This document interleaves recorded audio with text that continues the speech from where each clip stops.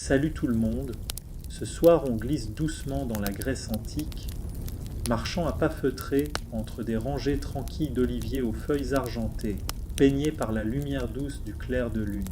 Imaginez-vous là-bas un instant, vos sandales antiques crissant doucement sur les feuilles sèches. Il fait chaud, une petite brise caresse l'air. Vous sentez encore la chaleur du soleil sur les pierres du soir, pendant que les cigales chantent mollement au loin. L'air est parfumé, riche et terreux, avec cette odeur verte, amère et douce à la fois, qui annonce sans doute la présence d'olives.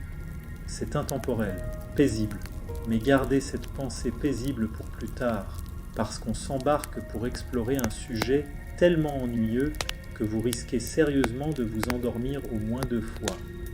Ne dites pas que je ne vous avais pas prévenu. Et en parlant d'avertissement, avant de vous installer confortablement, prenez une seconde pour liker la vidéo et vous abonner, mais seulement si vous aimez vraiment ce que je fais ici. Et tiens, si vous êtes bien calé dans votre lit, mettez votre ville et l'heure qu'il est chez vous dans les commentaires. J'adorerais savoir à quel point on est éloignés, et pourtant ensemble à voyager dans l'histoire. Alors tamisez les lumières, allumez peut-être un ventilateur pour ce doux fond sonore, et plongeons ensemble dans le voyage de ce soir. Vous vous promenez à nouveau tranquillement dans ces oliveraies chaudes et somnolentes. Ce ne sont pas des arbres exceptionnels, enfin, ce sont des oliviers. Donc oui, en fait, ils sont assez classiques. Mais pour les anciens Grecs, ils étaient tout sauf banals, parce que l'huile d'olive, ce n'était pas juste ce qu'on verse distraitement sur une salade de tomates mozza. Non, c'était une obsession.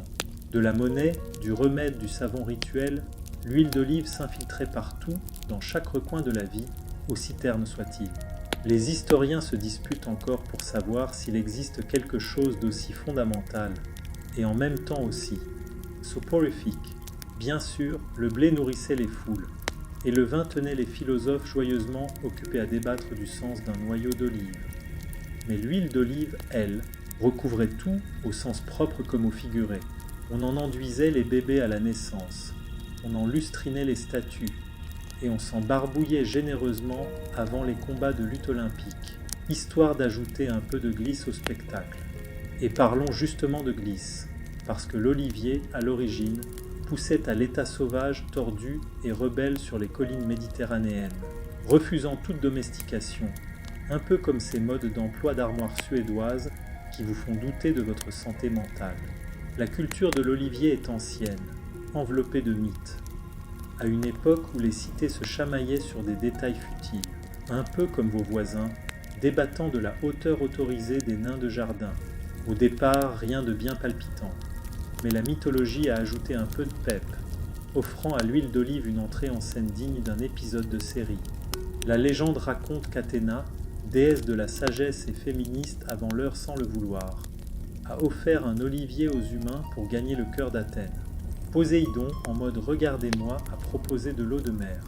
Oui, vraiment, de l'eau salée, comme si ça allait révolutionner leur pain plat. Évidemment, les Grecs ont choisi l'arbre d'Athéna, ravis à l'idée de noyer leur quotidien dans de l'huile d'olive.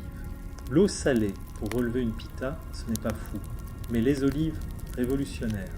C'était un peu les avocats de l'Antiquité. On en mettait partout, on se vantait de leur qualité, et on tapait sur les nerfs des cultures voisines avec cette obsession maladive. Mais il y a de l'élégance dans l'ennui, et ce soir on s'aventure dans ce territoire discret, mais lucratif des métiers tellement monotones qu'on les admire presque. Produire de l'huile d'olive, c'était une épreuve de patience. Les oliviers sont capricieux, lents, et pas pressés de produire quoi que ce soit. Pas de gratification instantanée comme aujourd'hui. Non, il fallait attendre 10 ans, à tourner en rond en se demandant quand ces foutus arbres allaient enfin produire des fruits. Imaginez l'excitation. Inspecter chaque branche, tapoter les feuilles, râler devant l'absence totale d'olives. Les paysans de l'époque devaient avoir une patience que vous n'auriez même pas après 3 minutes de chargement sur une vieille connexion ADSL. Mais avec le temps, enfin, les arbres mûrissaient, vivant parfois des siècles, voire des millénaires. Il y a un olivier en Crète estimé à environ 2000 ans. Il donne encore des olives aujourd'hui, imperturbable face à l'ennui des humains qui l'observent en silence. L'âge vénérable de ces oliveraies donne l'impression de marcher dans des chronologies dissimulées, sous les feuilles brillantes et l'écorce ridée.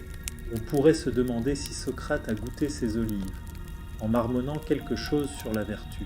Honnêtement, c'est possible, parce que s'il y a une chose qu'on retiendra ce soir, c'est que l'huile d'olive s'est insinuée dans les marges de l'histoire, discrète mais essentielle, lubrifiant les rouages les plus ordinaires de la civilisation. Ce n'était pas juste de l'huile, c'était du prestige, du profit, un symbole social, s'écoulant lentement dans des amphores peintes à la main, flottant sur la Méditerranée comme un trésor liquide. Les riches Grecs étaient fiers de posséder des oliveraies, les exhibant comme on parle aujourd'hui de son café de micro-torréfaction bio-équitable, mais sans les effets de la caféine. Les marchands gardaient leur route commerciale jalousement, traversant des mers et des terres, avec une lenteur payante, ennuyant leurs rivaux à mort par leur simple ténacité. Les champs s'étendaient à perte de vue, les arbres s'alignant sur les collines, rassurants dans leur répétition. Ce commerce était lent, répétitif, pas franchement palpitant, un peu comme vérifier sa boîte mail 42 fois dans l'heure. Et pourtant, on le fait. Alors ce soir, tandis que vous enfoncez dans les oliveraies paisibles mais cruciales de la Grèce antique, rappelez-vous, l'histoire ne se cache pas toujours dans les batailles et les héros. Parfois, ce sont les choses les plus simples, les plus lentes, les plus monotones qui sculptent le monde. Et les oliviers, eux, sont là depuis tout ce temps, frémissant doucement, d'approbation ou d'indifférence. Qui sait, pendant que l'humanité s'agite autour d'eux, inlassablement. Alors que votre promenade ensommeillée à travers l'histoire de l'olivier continue, vous vous retrouvez debout en silence, parmi les branches murmurantes, la lumière de la lune flottant paresseusement entre les feuilles argentées. C'est le décor parfait pour une balade du soir, sauf, bien sûr, si vous êtes une divinité grecque antique décidée à impressionner l'humanité, car à l'époque, le drame avait cette fâcheuse tendance à s'infiltrer dans les choses les plus ennuyeuses. Prenons encore une fois le cas d'Athènes. Vous vous souvenez de ces Athéniens et de leur passion pour les olives plutôt que pour l'eau salée? Reculons doucement dans le temps, déroulant prudemment les siècles pour assister à la scène en direct. Imaginez, vous attendez patiemment dans une clairière poussiéreuse, entouré de villageois surexcités, fixant intensément deux silhouettes imposantes descendues pour présenter leur cadeau divin. Pas le genre de scène qu'on voit tous les jours, certes, mais tenez bon. D'un côté, voici Poséidon, dieu des mers, des tempêtes, et soyons honnêtes, probablement un peu trop sûr de lui. Ses muscles luisent sous une armure éclatante, sa barbe scintille comme des algues trempées, et il frappe le sol d'un coup de trident théâtral. Aussitôt, un geyser d'eau jaillit, une fontaine saumâtre brillante. Impressionnant. Oui, utile, pas vraiment. De l'autre côté se tient Athéna, déesse de la sagesse et de la diplomatie rusée, souvent représentée lançant un regard suspicieux aux pitreries salées de Poséidon. Athéna, elle, était pragmatique et avisée, des qualités souvent négligées face aux dieux plus tape à l'œil. Elle s'avance calmement, avec grâce, et offre un présent bien différent. Un olivier surgissant doucement du sol, ses branches s'élevant vers le ciel, ses feuilles argentées, scintillant sous la lumière dorée. Les villageois jettent des regards hésitants de l'un à l'autre. Spectacle marin tape à l'œil contre arbre modeste. Mais les Grecs, peu impressionnés par les effets spéciaux douteux de Poséidon, comprennent vite où se trouve l'utilité. Les historiens débattent encore pour savoir si Poséidon a regretté son choix d'eau salée. On dit que Zeus lui-même a haussé un sourcil face à cette décision douteuse. Mais le choix fut fait. L'olive a battu la mer en popularité, peut-être pas en intensité, mais certainement en bon sens. À l'époque, les olives étaient une évidence. Nourriture, combustible, savon, remède, ils n'avaient pas encore découvert l'avocat, mais ils n'ont pas hésité une seconde à préférer un outil pratique à un gadget divin. L'olivier offrait endurance, subsistance, fiabilité, un peu comme choisir une Dacia Sandero face à une voiture de sport italienne hors de prix. Les Grecs anciens valorisaient la solidité au quotidien. Débats philosophiques réguliers, amphores bien rangés, temple ordonné. Et oui, huile d'olive fiable coulant lentement dans les pressoirs. C'est ainsi que débuta l'héritage oléicole d'Athènes, discret mais essentiel. L'olive devint le symbole le plus durable d'Athéna, aux côtés de la chouette. Elle aussi appréciée pour son regard intense plutôt que pour son éclat spectaculaire. Toutes deux incarnaient la résilience, la patience et cette capacité à durer qui dépasse les coups d'éclat mythologiques. À partir de cette origine, naquirent non seulement des oliveraies, mais une civilisation entière, bâtie sur une fiabilité tranquille, une civilisation qui, curieusement, considérait la patience comme une vertu à la vitesse de croissance d'un olivier. Parlant de patience, saviez-vous que certains oliviers grecs, toujours productifs aujourd'hui, remonteraient à cette époque mythique d'Athéna? Peut-être que oui, peut-être que non, les historiens aiment débattre. Mais ces arbres sont indéniablement des symboles de continuité silencieuse à travers les civilisations, indifférents au tumulte de l'histoire.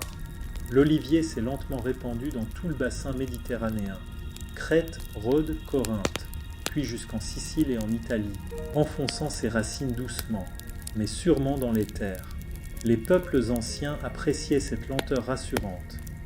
Dans un monde plein de conflits, de dieux capricieux, de tempêtes et de pirates, les oliviers restaient des symboles solides de permanence. Mythologiquement, l'arbre d'Athéna restait au centre, mais c'est l'utilité qui l'a emporté sur la fable. Athéna l'avait bien compris. Observant les humains préférer son présent végétal à la démonstration d'eau salée de Poséidon, génération après génération. Et ainsi l'humanité a avancé doucement, récoltant les olives saison après saison, profitant des bienfaits qu'Athéna avait prévus, probablement avec un petit sourire satisfait et discret de déesse qui sait qu'elle avait raison. Grâce à leur persévérance, les cités-États grecques prospérèrent. Les oliveraies devinrent des moteurs économiques fiables. L'huile d'olive n'était pas seulement bonne sur du pain ou avec un peu de feta, elle était monnaie, remède, élément sacré du culte, produit de toilette, oui. Vos ancêtres se baignaient littéralement dans de la vinaigrette. Ennui pratique, répétition pleine de variantes. Même les philosophes, pourtant absorbés dans des pensées grandioses, s'interrompaient parfois pour fixer une olive entre deux doigts. Platon en mâchait-il distraitement tout en élaborant ses théories? Probablement, car il n'y a rien de plus propice à l'illumination que la monotonie bien organisée. Après-midi silencieux, olivier qui danse doucement au vent, une sérénité divine émergeant lentement de l'ennui profond. Pendant ce temps, Athéna observait depuis l'Olympe, hochant la tête avec un air satisfait. Les mortels avaient préféré la durabilité au spectacle, prouvant qu'elle avait eu le bon instinct. L'olive modeste et patiente l'emportait haut la main. En peu de temps, enfin en temps d'olivier, la culture de l'olive devint un rituel fondamental, obstiné, stable et rentable. Les Grecs avaient compris que les choses les plus ennuyeuses pouvaient porter les civilisations les plus grandioses. Après tout, c'est la lenteur de la culture des olives qui a soutenu les bons intellectuels, les temples impressionnants et le raffinement culturel. Certains historiens pensent même que l'ennui oléicole a conduit certains penseurs à faire des siestes éclairantes en plein après-midi. Quand on sort des mythes et qu'on se promène calmement parmi les branches bercées par les vents méditerranéens, on comprend vraiment. La Grèce antique doit énormément à l'huile d'olive, cette substance d'une régularité ennuyeuse, mais essentielle, tissant doucement la trame du quotidien. Et alors que vous marchez à nouveau sous la lune pâle, vos sandales soulevant la terre endormie, vous pouvez sourire doucement à l'idée que l'olivier d'Athéna a transformé un ennui en fondation. Preuve que l'ennui quotidien, humble mais persistant, a bien le pouvoir de façonner l'histoire, goutte après goutte, avec une patience divine. Tu as accepté les olives comme les championnes de la Grèce antique. Patiente, constante, parfois un peu ennuyeuse, mais l'ennui peut aussi mener à des récompenses fantastiques. Ce soir, alors que ton périple s'enfonce doucement dans des oliveraies baignées de lumière étoilée, tu réalises vite que la culture des olives n'est pas une affaire de gratification immédiate. C'est plutôt comme regarder sécher un mur peint, sauf que la peinture sèche clairement plus vite. Plantons le décor. Tu es debout en sandales, les orteils gigotant nerveusement sur une terre caillouteuse. C'est le jour de plantation dans la Grèce antique. probablement vers 500 et quelques avant notre ère, à une époque où des pots cassés faisaient office d'outils de jardinage dernier cri. Devant toi, une rangée ordonnée de jeunes pousses poussiéreuses, chacune à peine plus haute que ton genou. À tes côtés, des oléiculteurs antiques bavardent nonchalamment. Pas de précipitation, aucune urgence. Ils savent qu'ils s'engagent dans une aventure horticole de longue haleine. Une nouvelle oliveraie, c'est une décennie d'attente avant une récolte significative. Oui, 10 années douloureusement vides. C'est à peu près aussi long que d'attendre que ton torréfacteur de quartier maîtrise enfin ton café préféré. Avec patience, tu saisis un jeune plant et tu le descends délicatement dans un trou peu profond, recouvrant ses racines d'une terre friable. Les oléiculteurs ne sont pas vraiment connus pour leur nervosité. Leur art exige une patience presque exaspérante et une acceptation calme. Ce petit arbre, à première vue insignifiant, dissimule une volonté tranquille. Il s'installe et tire ses racines comme des orteils endormis sous la terre, prêt pour des décennies, voire des siècles, de croissance secrète sous le soleil méditerranéen. En regardant autour de toi, tu vois des arbres bien alignés, espacés avec soin, des rangées qui s'étirent paresseusement jusqu'à l'horizon. Les Grecs surveillaient l'espacement avec attention, non pas seulement parce qu'ils adoraient la symétrie ou qu'ils avaient besoin d'assez d'espace pour que passent des charrettes tirées par des ânes au pas lent, mais parce que cela influençait réellement le rendement. Trop serrés, les arbres se faisaient concurrence. Trop espacés, on gaspillait des terres précieuses. Franchement, les anciens Grecs passaient des après-midi entiers à débattre de sujets à peine plus passionnants que de regarder de l'herbe pousser. Les débats sur l'espacement des oliviers n'étaient que très légèrement plus animés. Pendant ce temps, les cultivateurs apprenaient à jongler avec les caprices du climat, l'humidité fragile, les défis du sol, les parasites et les stratégies d'élagage. Tout cela en bâillant probablement à intervalles réguliers. Tu espères sincèrement qu'il existait une déesse grecque de la patience, bénissant chaque cultivateur, souriant avec sagesse, consciente de l'ennui abyssal qu'implique la culture de l'olivier. Mais cette culture patiente entretenait discrètement la prospérité. Les cultivateurs savaient que la régularité faisait toute la différence. Une fois planté avec soin, l'entretien des oliviers devenait un test continu de patience infinie. Les arbres, réputés pour leur entêtement, un peu comme certains membres de ta famille pour choisir un restaurant, poussaient mieux lorsqu'on les laissait relativement tranquilles. Presque irrités par une taille trop ambitieuse, une coupe trop sévère pouvait réduire les rendements ou freiner la croissance. Les cultivateurs apprenaient donc au fil des générations à intervenir avec parcimonie, à guider doucement les arbres vers une production stable, comme on pousserait doucement un ami timide à engager une conversation. Historiquement, les techniques de culture de l'olivier n'étaient pas consensuelles. Certains Grecs juraient par une taille rigoureuse, sculptant les branches pour laisser passer la lumière, défendant bec et ongles leur méthode dans les agoras, comme si tailler des branches était plus fondamental à la civilisation que les pensées de Platon. D'autres préféraient des méthodes décontractées, à peine armés de leurs outils, faisant confiance à la croissance naturelle, ce qui pousse les historiens d'aujourd'hui à débattre sans fin. Faut-il dompter ou laisser faire?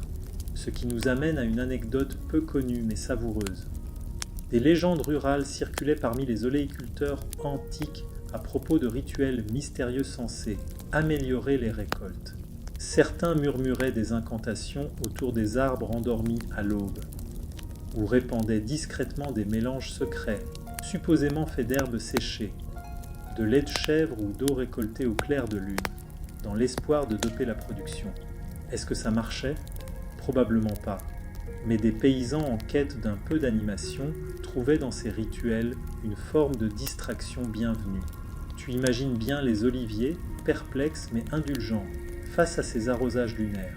Au-delà des pratiques agricoles, comprendre les subtilités de l'environnement devenait essentiel. Préférence d'altitude, drainage du sol, régularité des pluies notées avec une nonchalance méthodique. Les Grecs choisissaient l'emplacement de leurs vergers avec soin.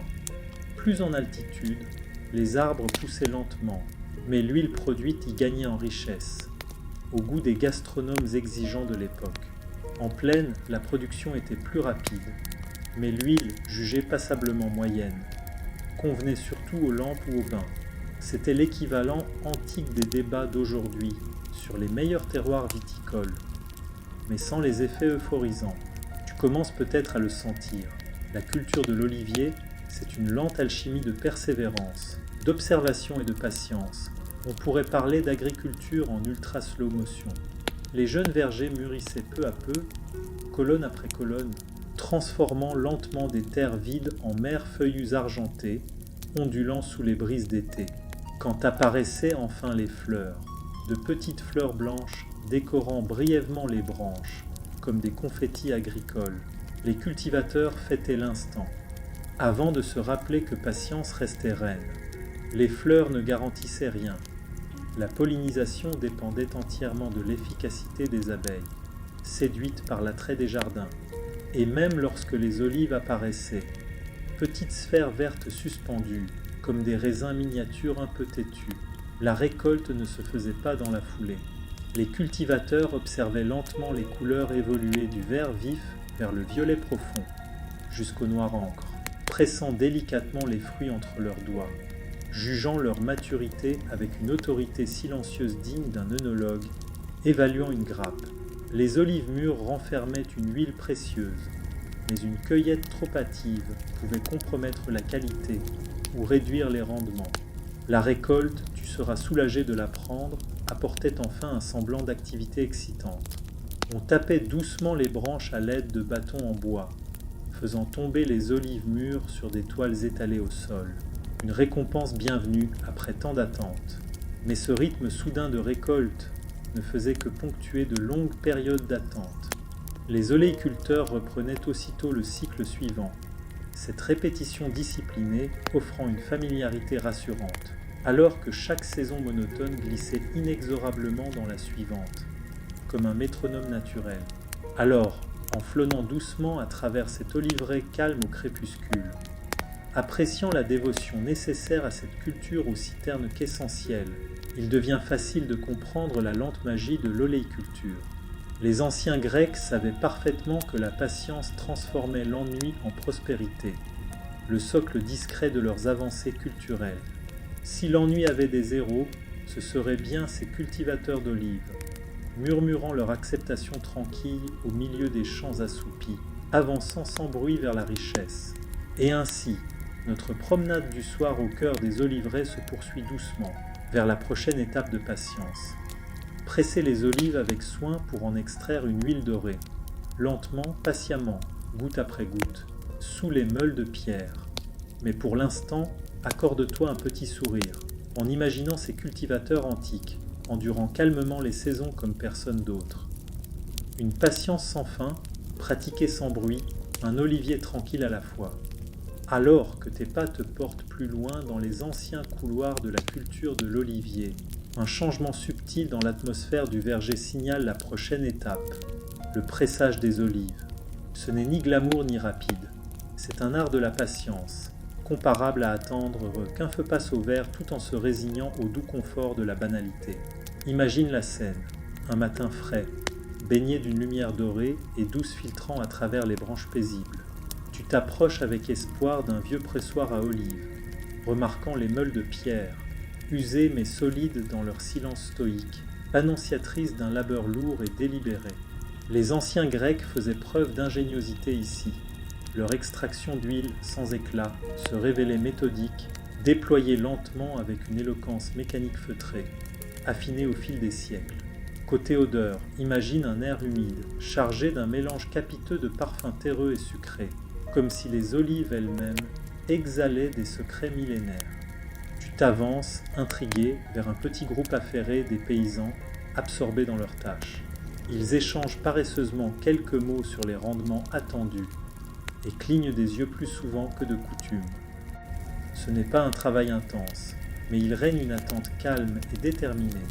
On pourrait croire que l'imaginaire s'invite ici, tant ces ouvriers semblent suspendus à l'instant où le fruit cru et dodu se métamorphose en or liquide, un moment banal, mais chargé d'une attente nerveuse. Chaque olive, dans sa banalité apparente, rencontre son destin sous d'immenses meules, tournant lentement, éternellement dans un calme hypnotique. Observe bien.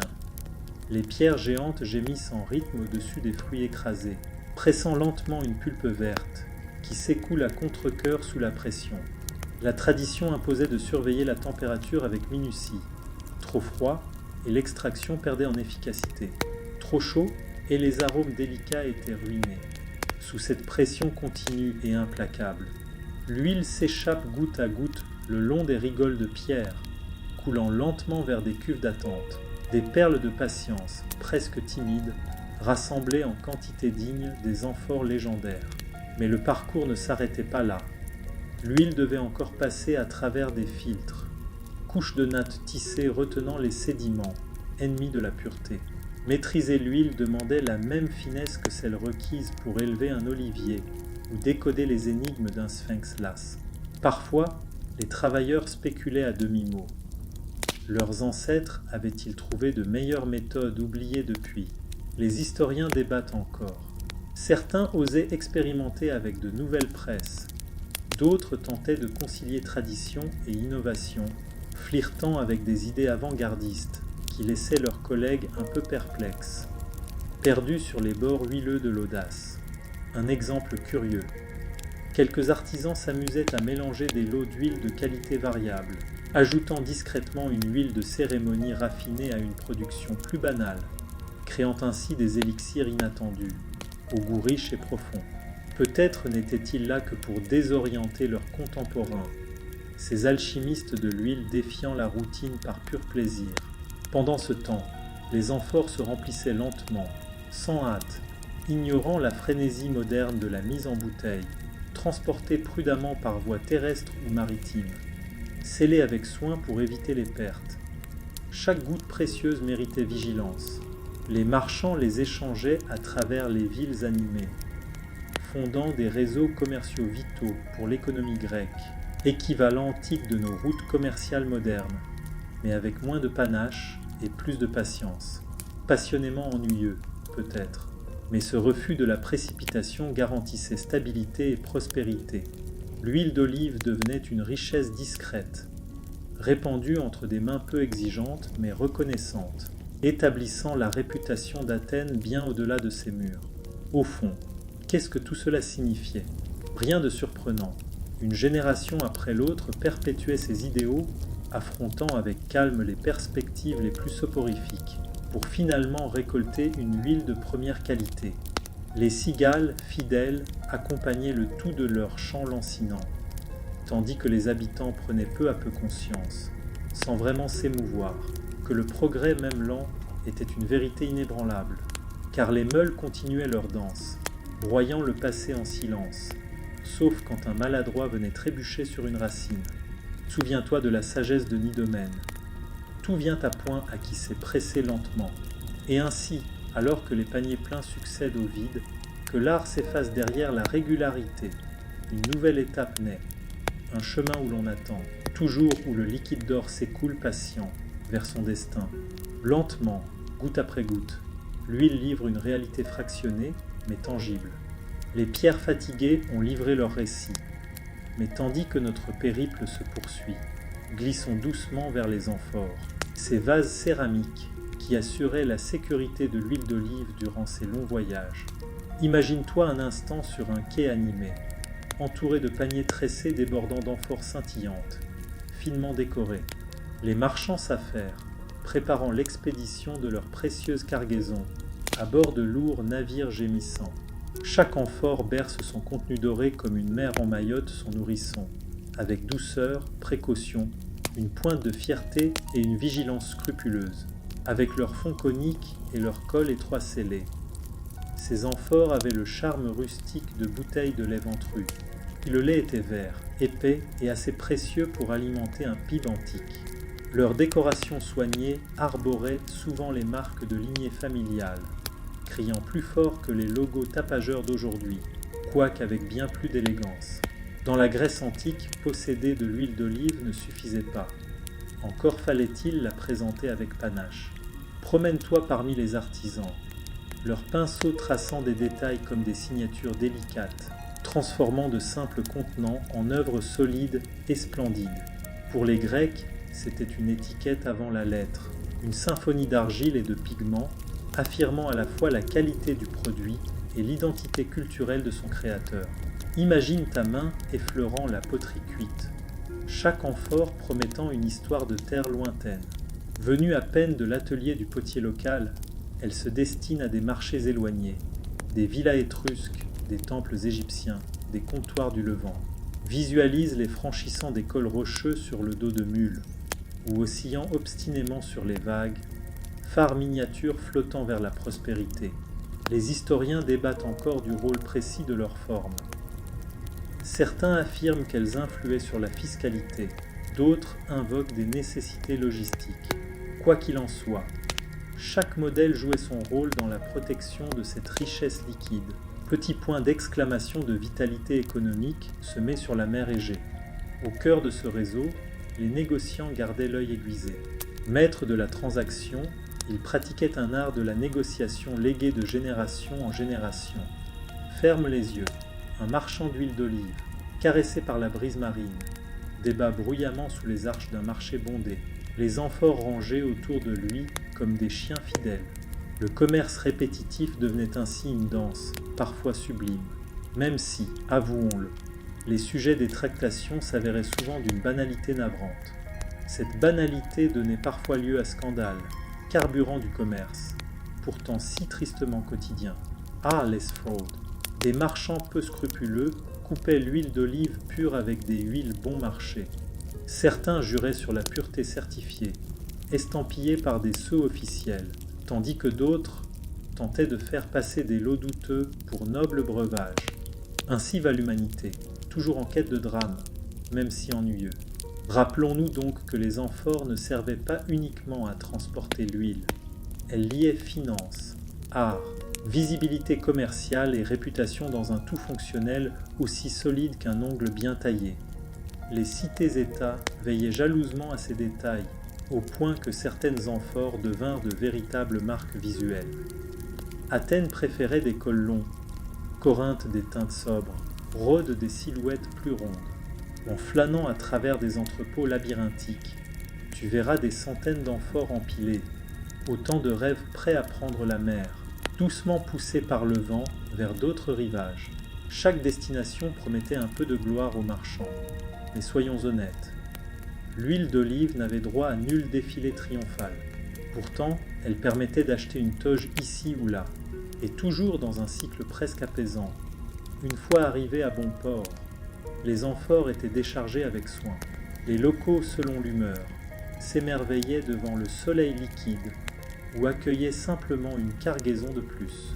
Le processus se répétait inlassable, cargaison après cargaison, marchand après marchand.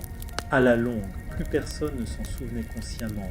Le geste devenait pur réflexe. Enfin, songe à ta propre table. Cette humble bouteille de verre peut être fièrement étiquetée extra vierge. Verse-la doucement sur ta salade. Et un instant, tends l'oreille aux souvenirs, ceux des artisans, des marchands, des océans, des vies entières sculptées dans chaque goutte qui danse maintenant sur ta fourchette. Une paix subtile t'envahit, tandis que tu réalises combien cette histoire des amphores s'infiltre discrètement dans notre quotidien. Et maintenant, alors que les sons résonnent doucement le long des couloirs de pierre, notre curiosité s'élance à nouveau, prête à entrevoir les merveilles assoupies des anciennes routes commerciales, comme les murmures de l'océan au-delà des palissades.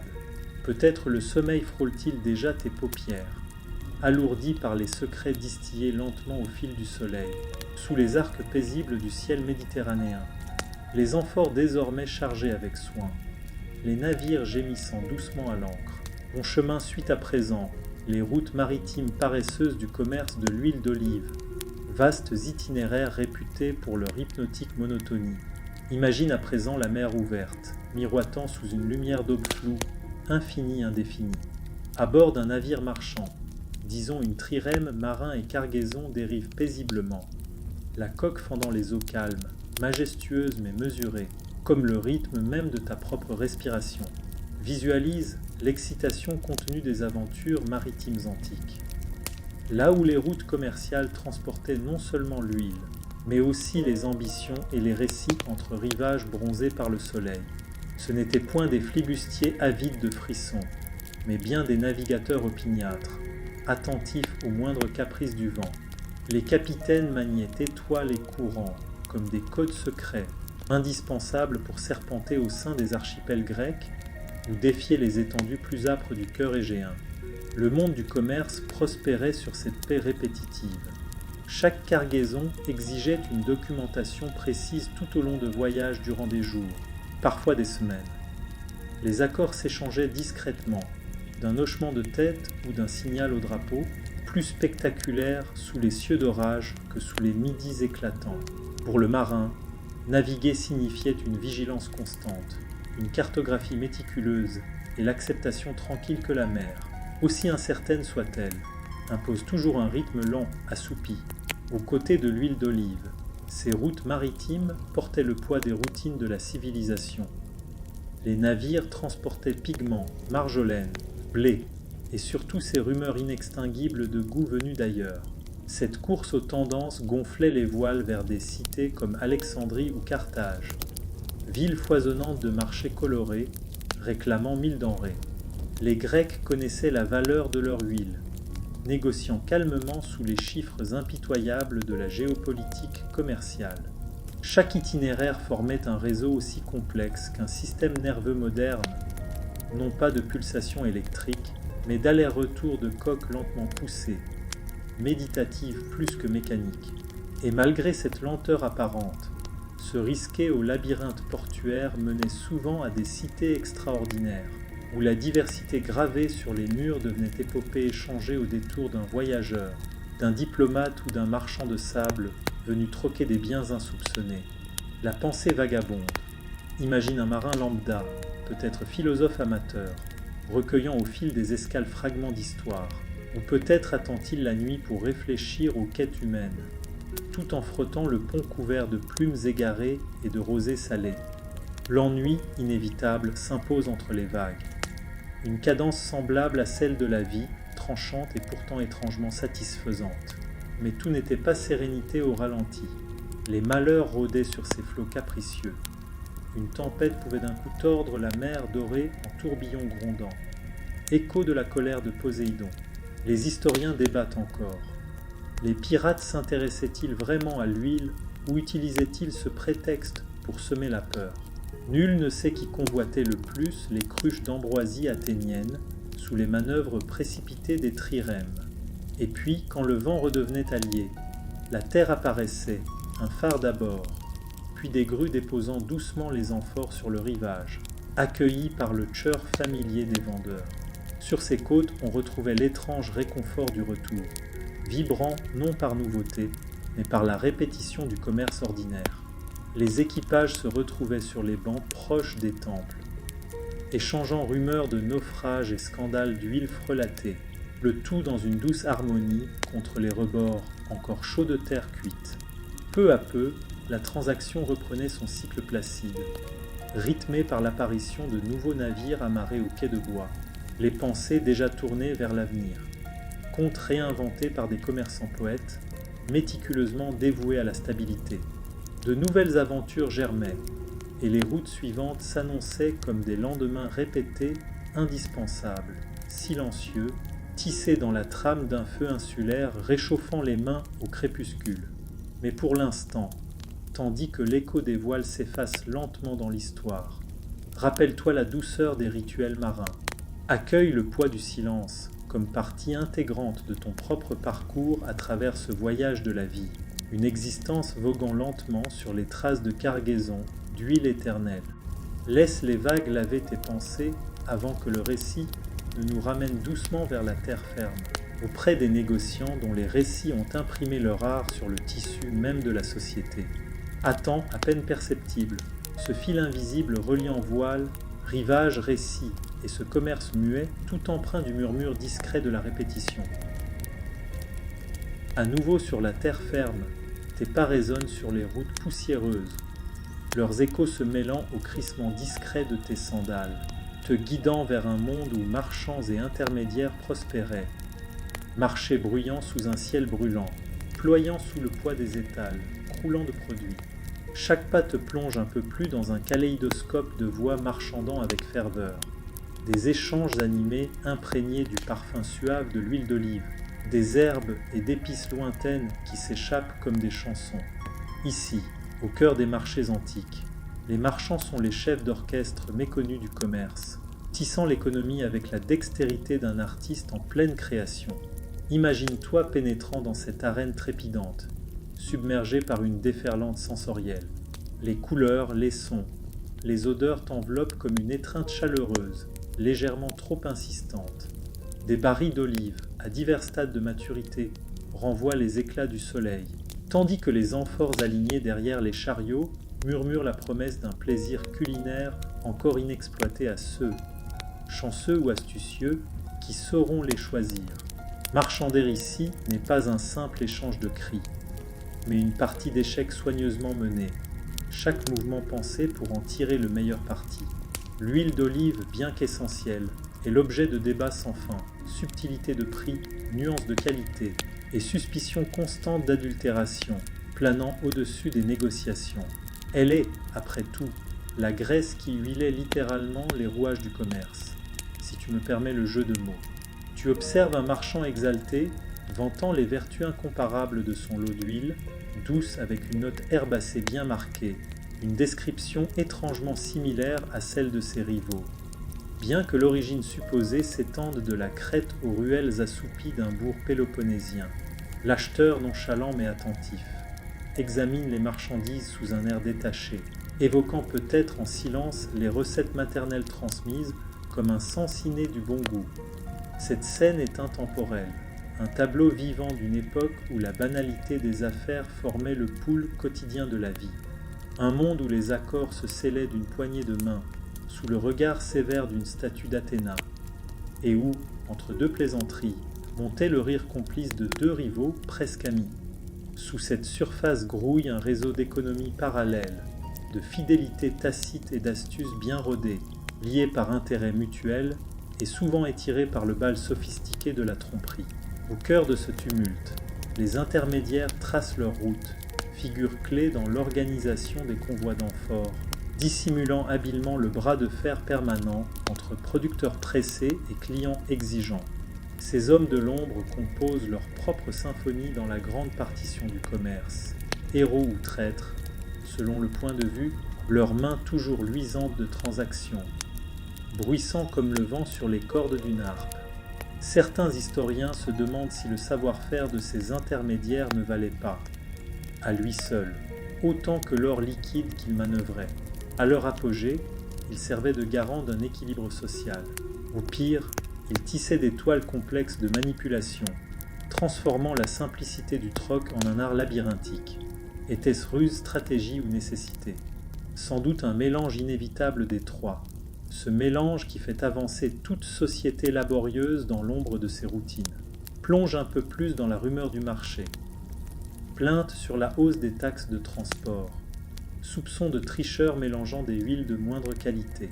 Les marchands, le torse gonflé de fausses vertus, jurent l'authenticité dorée de leur huile, tout en échangeant des lots douteux dans des recoins feutrés, hors de vue.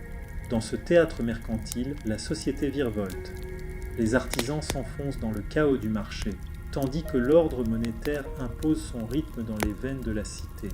La patience s'effrite sans bruit, qu'il s'agisse d'explosions d'impatience ou de conquêtes lentes par méthode. Les marchands grecs s'adaptent, tout comme l'olivier ploie sans rompre face au vent. Les routes hellènes dessinaient alors dans la terre des motifs durables, toiles d'araignées de sons, d'échos, de mots partagés, élargissant les horizons entre routine implacable et hasard salutaire qui guide la moindre pièce dans son cycle de retour. L'histoire n'oublie ni les géants ni les humbles, figés comme des statues de marbre, rappelant l'ombre des caravanes à travers les bosquets, nuances de temps fondues dans les strates du monde ancien. Tu ressens alors une fatigue subtile, tissée par ces drames commerciaux, inlassablement rejoués, une toile de temps peinte à coups de pinceau invisible, chaque génération répétant l'acte sans fin de la survie économique, Et pourtant, malgré la lassitude qui s'insinue sous la curiosité encore vive, ces échanges de marché ont cousu le tissu sacré de la société grecque antique, brodant ses bords d'une huile patiemment pressée, embarquée vers l'inconnu et redéployée sur la carte en perpétuelle expansion de la Méditerranée. Tes pas te portent plus loin sur ces routes huilées, vers l'avant de notre lente cavalcade, qui s'avance, curieuse, vers les énigmes de la richesse, non faite d'or ou de trophées, mais de ces modestes gouttes cultivées avec patience, lourdes du destin discret qui habite chaque geste du quotidien. Alors que tu poursuis ta traversée à travers la symphonie millénaire du commerce de l'huile d'olive, le tintement des pièces dans les marchés animés attire ton attention sur un fait fascinant. L'huile d'olive elle-même fonctionnait comme une monnaie. Imagine cette époque où les jarres d'huile valaient autant que des sacs d'or, où la richesse ne se mesurait pas uniquement à l'éclat du métal, mais au reflet doré des amphores soigneusement entreposés dans les réserves. Visualise-toi au cœur de l'agora vibrante, ce centre névralgique où le commerce battait au rythme même de la vie grecque ancienne.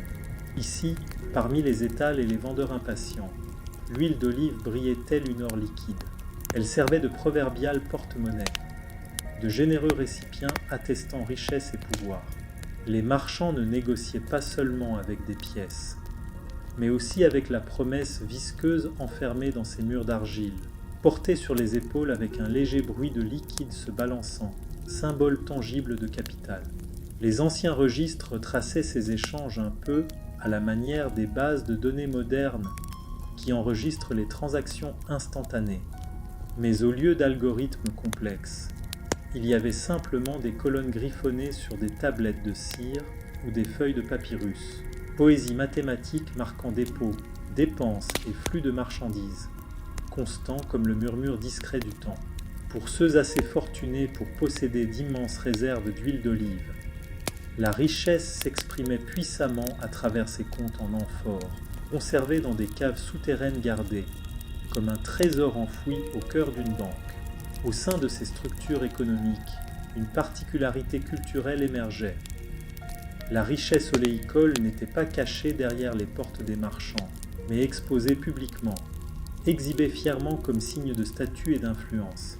De somptueuses demeures, bordées d'amphores en rangées soigneusement alignées, annonçaient la puissance économique, la terre cuite reflétant la stature sociale, chaque détail délicatement gravé sur leur surface ocre. Bien sûr, les hommes d'affaires ingénieux exploitaient la polyvalence de cette marchandise, l'échangeant contre du travail, de la loyauté, ou même en monnaie légale, parfois de façon trompeuse à crédit. L'huile d'olive influençait-elle le paysage politique ? Absolument. Des cadeaux de barils exquis traversaient les frontières des cités-États, gagnant la faveur des alliés ou apaisant les fonctionnaires voisins, faisant doucement basculer des alliances tendues, comme les marées méditerranéennes. Dans cette subtile imbrication, les transactions anciennes mêlaient diplomatie et utilité quotidienne, en imaginant les riches mécènes organisant de somptueux banquets. Pense au rituel cérémonial du versement d'huile d'olive choisi lors de chaque toast, un geste symbolique à l'instar du partage du pain, incarnant l'accueil chaleureux et coopératif. Les citoyens aisés conjuguaient le poids rituel à l'ostentation visuelle, déclaration manifeste de leur accès sans pareil à ces fortunes liquides qui coulaient sur les tables, réjouissant les divinités pythagoriciennes flottant en abstraction. Pour beaucoup, la puissance financière de l'huile exerçait un charme séducteur malgré sa banalité apparente. Elle scellait contrats matrimoniaux, apaisait tensions régionales, finançait mécénat artistique et glissait même dans le soutien aux athlètes aspirant à la gloire olympique. Riches en traditions, les Grecs tissaient cette marchandise dans les muscles même de la société. Athlètes massés, luisants à l'entraînement, guidés par des métaphores philosophiques mêlant glisse et esprit, glissant doucement vers l'hypothèse. L'huile dénouerait-elle les paradigmes de la pensée ? Question facile, mais assez inspirante pour nourrir 1000 dialogues chuchotés. Pourtant, les chercheurs débattent ardemment, retraçant les avancées technologiques qui assurèrent la longévité de cette monnaie liquide. La monnaie métallique a-t-elle supplanté ce médium fluide ? Non, la chronologie n'était pas nette. Les pièces d'or ont émergé parallèlement, sans jamais effacer totalement l'égalité pratique des amphores dans les échanges entre les âges.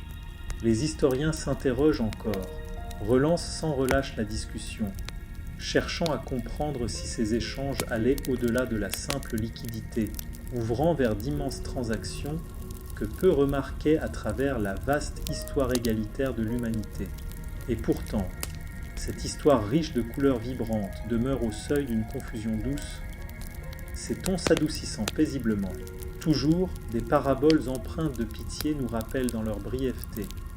Rien en excès, un écho cryptique des philosophies grecques, signe d'un scepticisme face à l'excès. Malgré les frontières commerciales constamment franchies, entrelacées dans des marées captivantes, guidant doucement les courants de richesse, pensant aux parallèles contemporains qui se rapprochent soudain.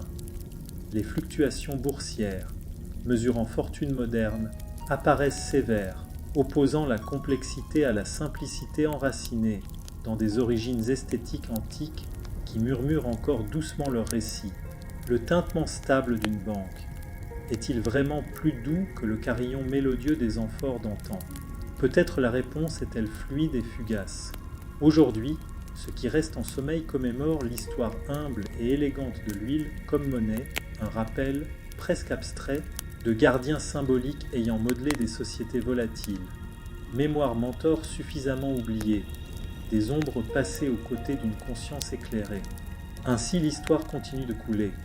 Comme l'huile elle-même, ni précipitée ni arrêtée, notre cascade patiente assemble patiemment sa complexité, dévoilant lentement ses profondeurs, progressant fermement vers sa prochaine étape, toujours centrée, fascinante, autour de cette merveille humble qui effleure doucement l'immense récit humain. Imagine-toi maintenant plongé au cœur des ragots antiques, un scandale savoureux, bien que banal, autour de l'huile d'olive, à une époque où même les controverses les plus fades savaient déclencher des chuchotements curieux. Les scandales, comme en toute époque, insufflaient une vie passionnée aux journées lentes du marché, tissant rumeurs et réalités dans la trame centrale de l'huile d'olive, parée d'un éclat dramatique. Ici, dans la cité, au tumulte de l'agora d'Athènes, les vendeurs s'affrontent avec ferveur, un doigt taché d'huile désignant une amphore apparemment innocente, tandis qu'un marchand rival murmure à peine audible dans l'air parfumé. Le tumulte gronde autour d'accusations d'adultération de l'huile d'olive, une tromperie qui suspend les échanges et fait hausser les sourcils plus vite que la résonance fracassante d'une amphore brisée. Il ne s'agissait pas de campagnes isolées.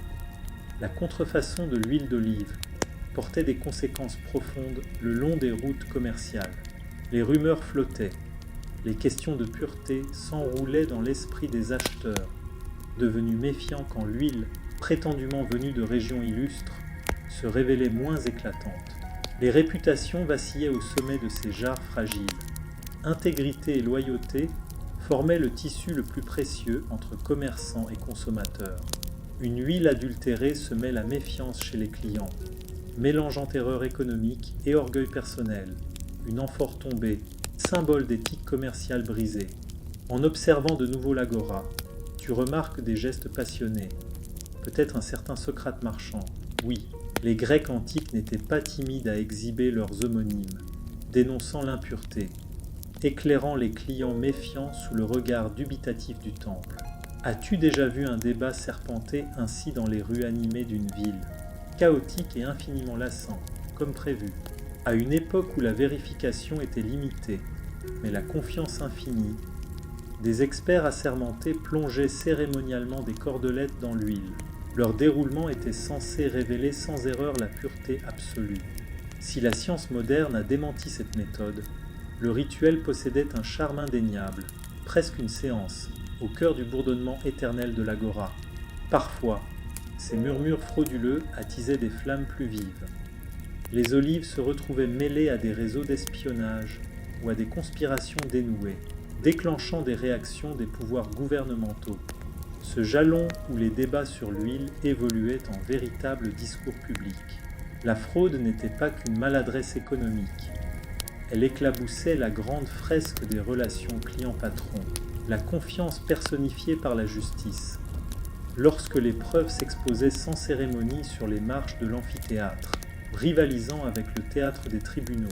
Les historiens débattent encore de l'impact réel des scandales oléicoles sur les marchés. Certains affirment que les récits de dégâts furent exagérés, des sagas légendaires pliées soigneusement, relus au fil du temps comme des cahiers reliés en parchemin. D'autres surnommant ces controverses oléicoles une étude de cas exemplaire en droit commercial antique, scrutant comment les instances d'arbitrage local, rigides, obstinées, invoquaient des philosophes mûrs pour résoudre les litiges. D'ailleurs, le scandale alimentait aussi étrangement l'existence, comme les potins du soir réchauffant la nuit d'hiver, preuve que tout ce qui bouillonnait sous l'agitation urbaine ne nuisait pas toujours de manière divisive. En effet, les déconnexions parfois peu scrupuleuses de l'huile d'olive révélaient au final des prairies délicates interconnectées, pont entre mondes au seuil vibrant d'une passion curieuse nécessitant des reprises vibrantes, dévoilant intrigues capricieuses. Pourtant, la simplicité comique se nichait au cœur des affaires tumultueuses, amphores renversées, voisins outrés concoctant mélodrames à la fois banals et éternels, tous bouillonnant sous le soleil grec.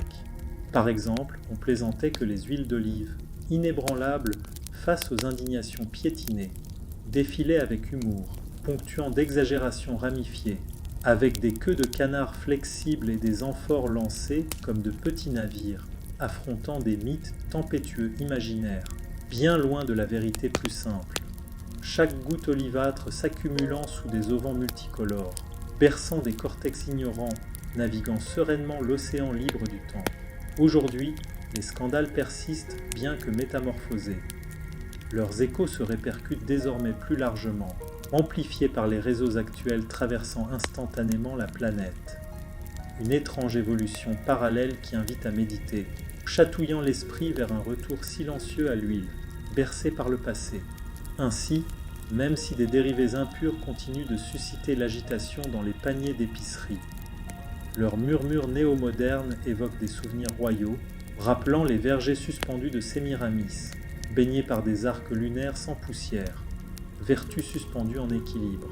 Pour être franc, une douceur mêlée d'amertume persiste dans ce regard connaisseur, énergie pure malgré la disparition des phrases dorées d'autrefois où le banal conservait un grand amour, alimentant la mémoire collective. Au-delà du scandale, sous les ombres, des vérités cachées célèbrent encore, se chevauchant dans un temps déroulé mais intact, des legs complétant le grand tour, résonnant éternellement, comme des peintures à l'huile déposant une satisfaction lumineuse sur des manches terrestres, portant avec elles des récits historiques encore inédits. Dans cette veine, notre voyage soupire, prêt à une transition apaisée, tandis qu'il déroule calmement des réflexions artistiquement ornées, tissant des fragrances multiples, interprétées dans une homogénéité précieuse, le passeport grec opalescent s'égarant dans l'amnésie, attirant plus près d'immenses réservoirs d'histoire, l'étreinte douce et marchande de l'olive embrassant les horizons, histoire de commerce, beauté, tromperie et pourtant, des vérités immuables prêtes à se révéler, silencieusement, donnant voix à cet or liquide qui s'écoule sans fin. Avec l'intrigue de l'huile d'olive doucement agitée dans ton esprit, l'étape suivante de cette histoire célébrée s'approche. Ses multiples usages, bien au-delà de la simple familiarité du condiment sur la salade.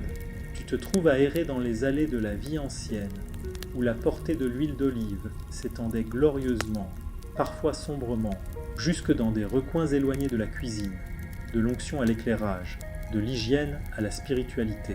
Imagine pénétrer dans une humble demeure où l'huile d'olive jouait l'équivalent antique d'un interrupteur.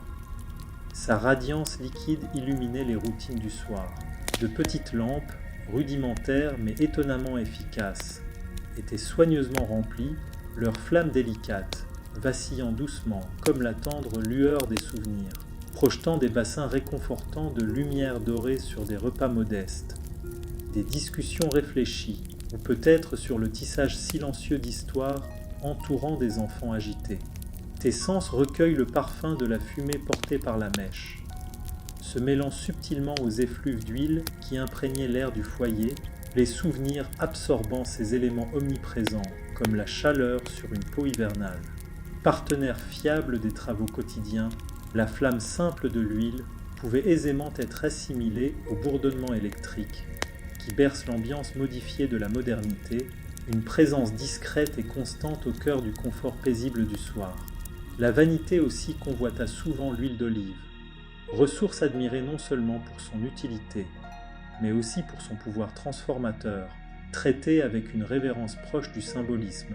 Plonge ton regard dans les miroirs antiques et vois les cheveux richement imbibés d'huile, remplacés aujourd'hui par des après-shampoings luxueux, mais dénués de ce lustre ancien unique.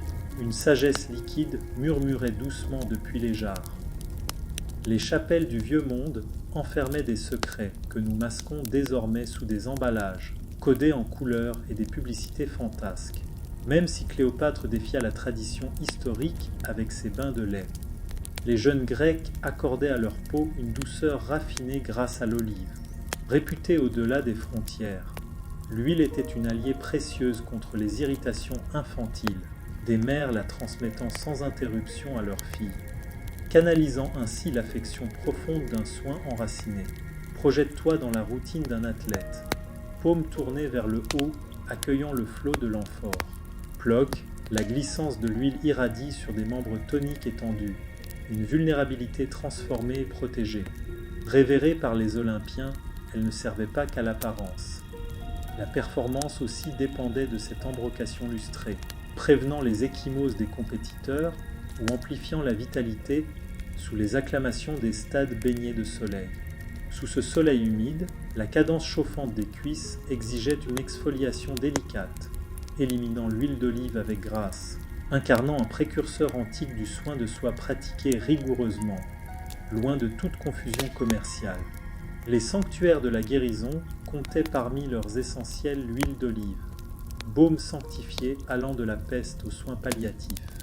Les médecins reprenaient les méthodes traditionnelles, prescriptions incarnant des simples où les racines médicinales fondaient des avenirs laborieux. Une intégration systématique tandis que les alchimistes exploraient les composés fortuits dans des mosaïques mythiques, exhalant une élégante gratitude pour la bonté, apportant un soulagement discret. Tourne-toi doucement vers une sphère sacrée. L'huile d'olive s'éleva en gardienne.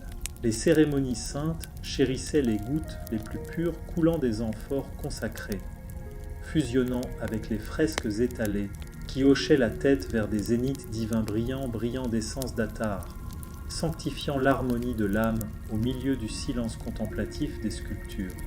Prêtres, pharaons, rois et clergés étaient loin de cette huile sacrée, une connexion transformatrice reliant les incertitudes terrestres et réassurant les résonances d'un héritage. Aux côtés des artistes, esprits imaginant de grandes constructions, peintures aux encres anxieuses reflétant l'étincelle divine, l'huile d'olive trouvait aussi sa place, glissant dans les pigments, facilitant le mouvement lent des œuvres sur parchemin éternel, bientôt représentant d'anciens mystères connus et inconnus, illustrant délicatement les forces intellectuelles. Les historiens restent incertains quant au fait que l'huile d'olive ait réellement acquis une aura mystique ou qu'elle est infusée, de manière subconsciente, les domaines mythologiques. Les réalités dansaient-elles, imprimées en pastel habile, couvrant des expressions parfaites exécutées lors de cérémonies lunaires suspendues, comme des mobiles complexes se déployant sous un ciel clair. Aujourd'hui, nous apprécions l'huile d'olive, à la fois philosophique et ludique, comme le déploiement de rêves patiemment veinés vers le sud, sur le chemin de l'ombre, vers des harmonies universellement tissées, allongeant la résonance de la confiance, répétant délibérément des mélodies discrètes. Pourtant, les révisions adoucissent légèrement les complexités de ce territoire versatile, faisant écho à des changements sans limite, au carrefour glissant subtilement, reflétant des facettes exposées vers l'avant, antiques et futures, au milieu de reflets miroirs, apaisant doucement des résolutions invisibles.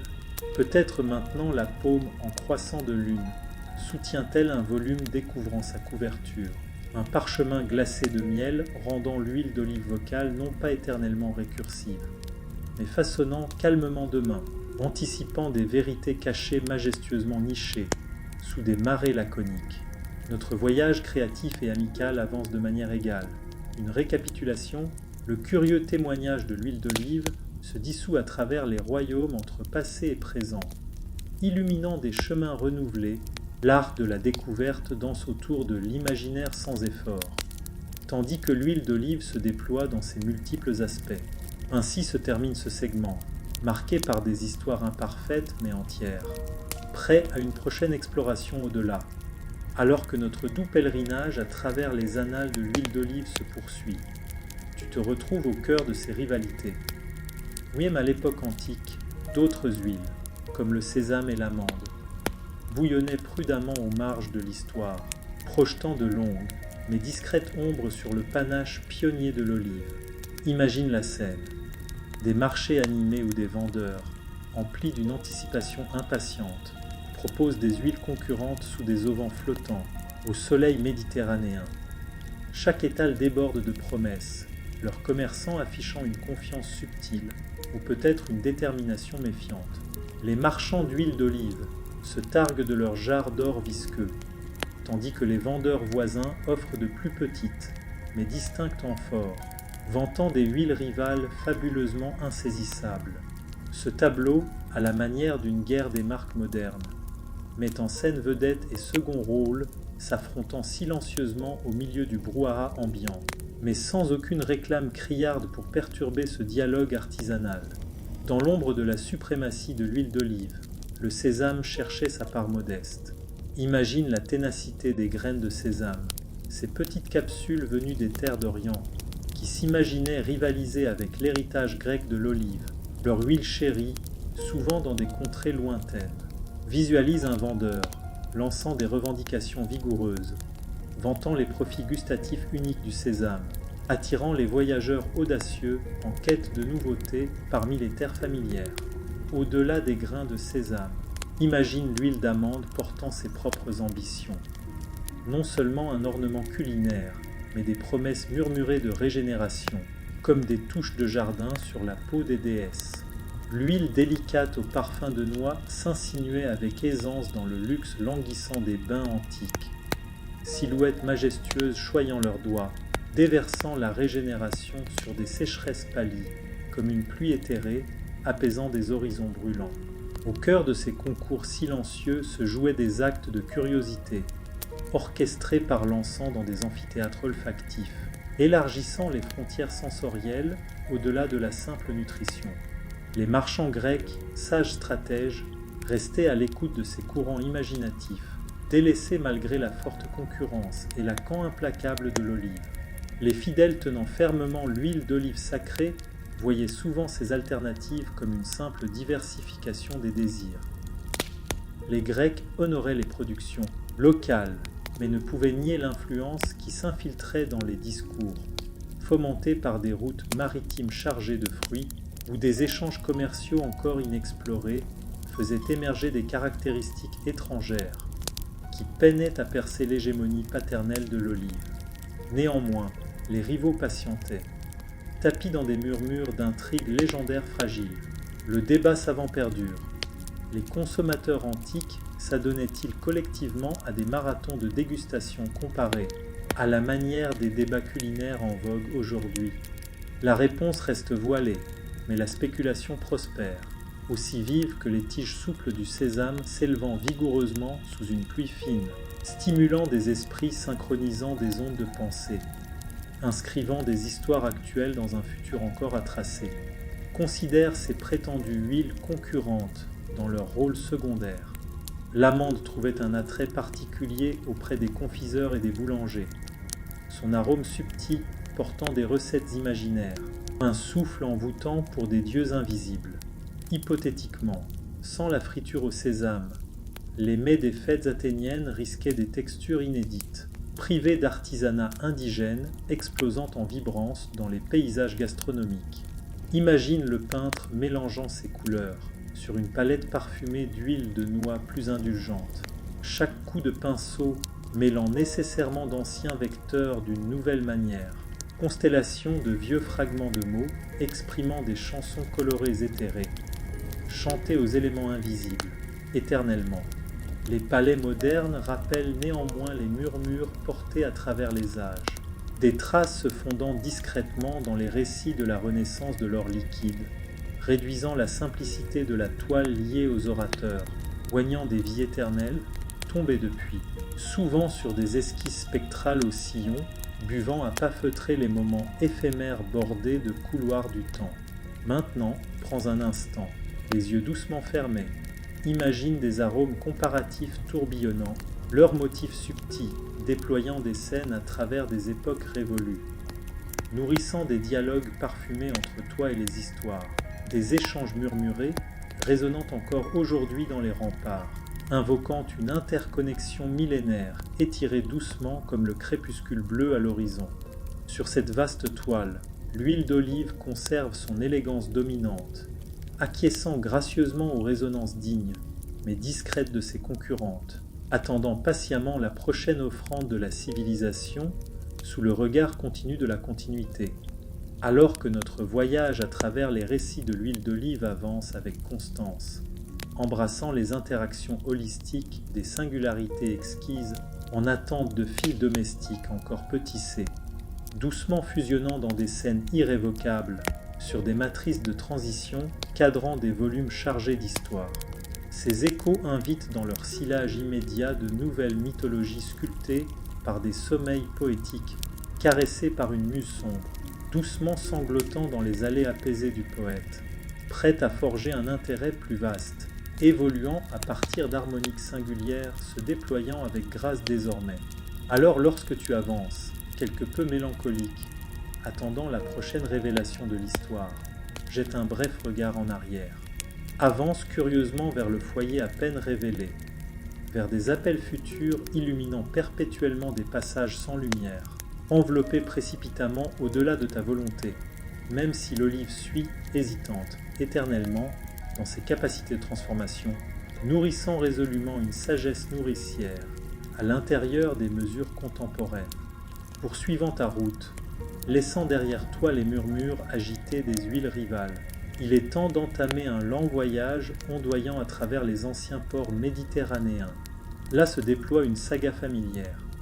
Des marchands aguerris confrontés à l'un des compagnons constants du commerce maritime, les péripéties du transport et les cargaisons perdues.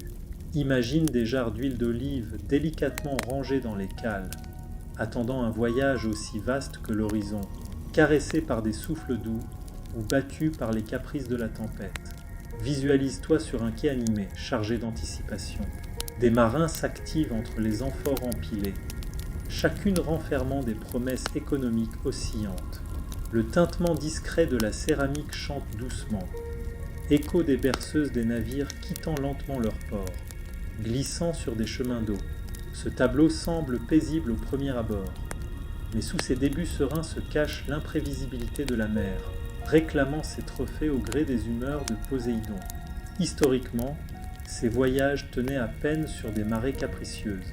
Les anciens marins, silhouettes découpées sur le pâle éclat de l'aube, tendaient leurs visages fatigués aux vents matinaux, offrant sacrifices sincères et symboliques, espérant des traversées favorables, alors que les systèmes modernes suivent religieusement leurs conteneurs.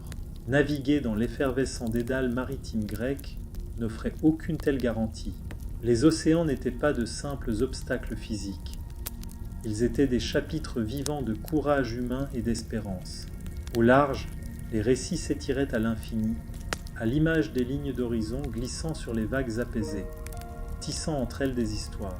Les amphores, calmement nichés sur les trirèmes, portaient des incertitudes, annulation de vente ou arrivée retardée lorsque les mauvais temps apportaient malchance ou entraves sur des chemins énigmatiques.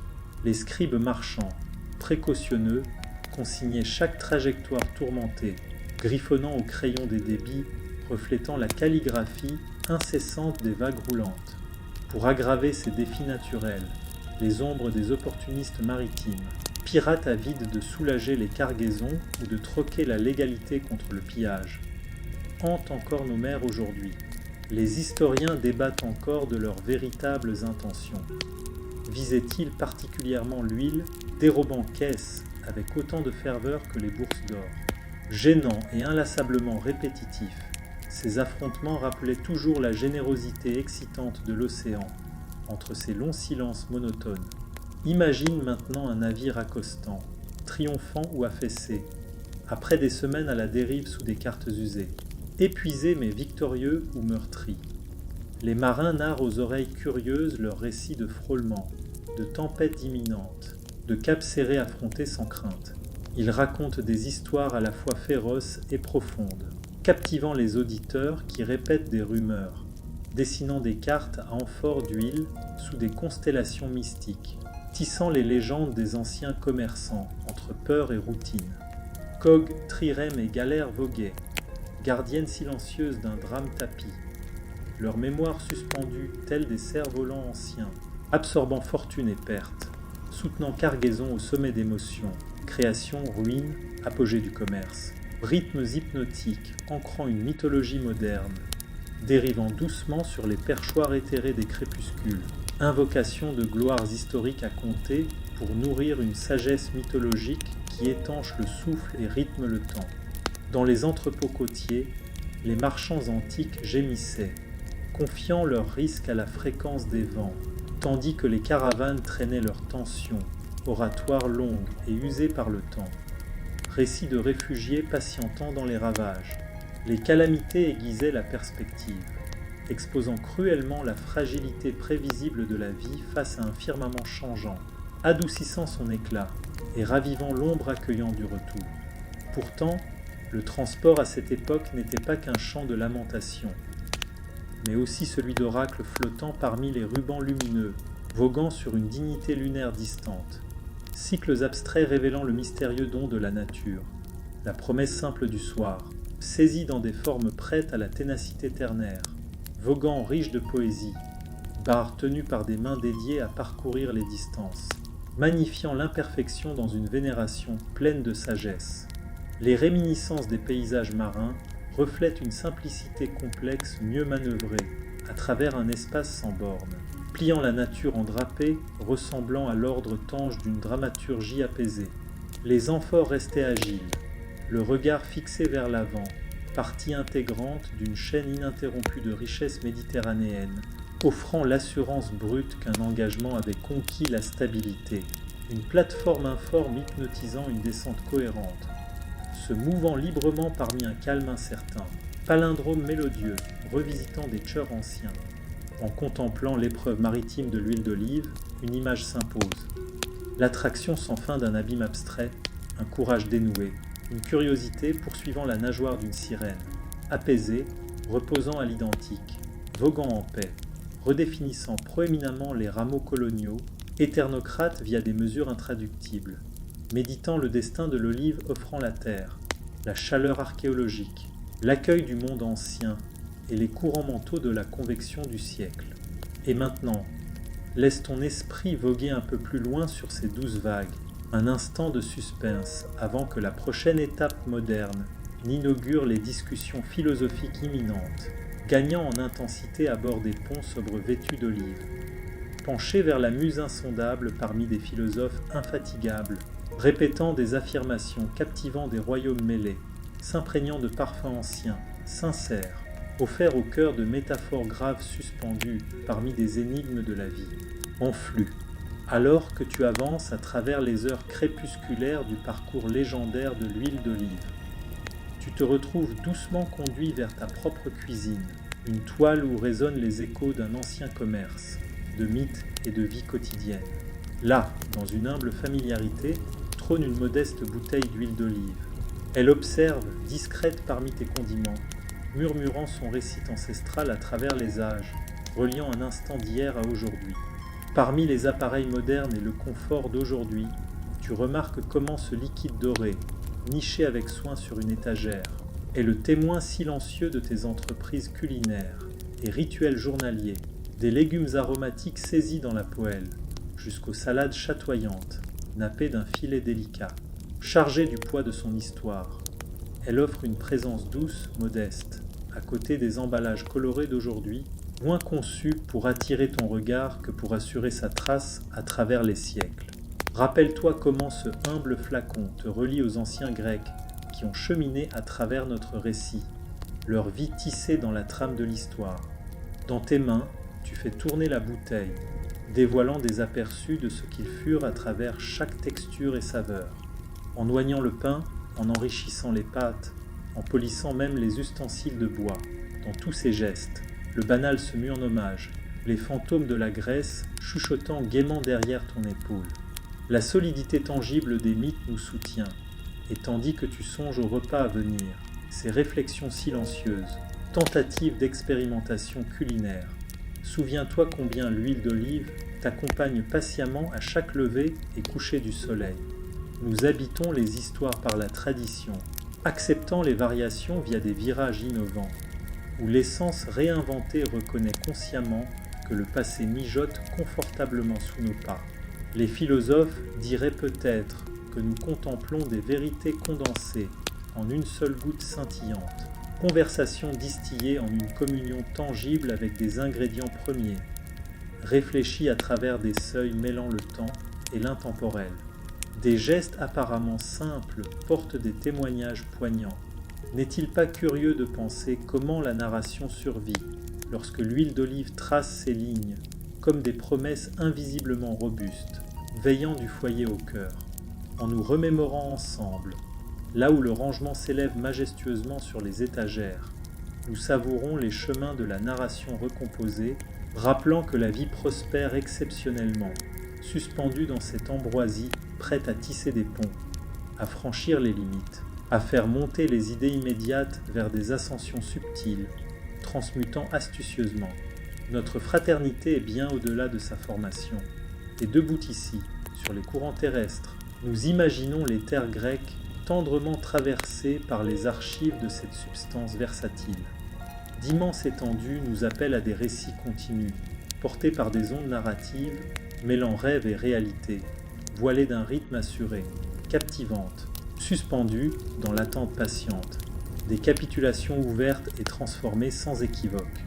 Pense aux harmoniques mélodieuses des cuisines dans les quartiers croissants, penchées avec diligence vers des conduits culturels, absorbant la faune, tamisant dynamiquement l'histoire, récitant dans diverses soifs, reposant sur des récits, rêvant d'art nourrissant une éthique auto-inférée, glissant doucement des amendements, comblant silencieusement des vides, rencontrant le lever du soleil, intensifiant les royaumes sensoriels, où la verdure émanait un folklore charmant, frémissant de promesses généreuses, possédant les possibles dus à la découverte. Les souvenirs tendres, adoucis d'une lueur faible, encouragent le silence, les murmures, les saveurs, les connexions répercutées éternellement, tandis que les horloges tournent en cadence vers la maison.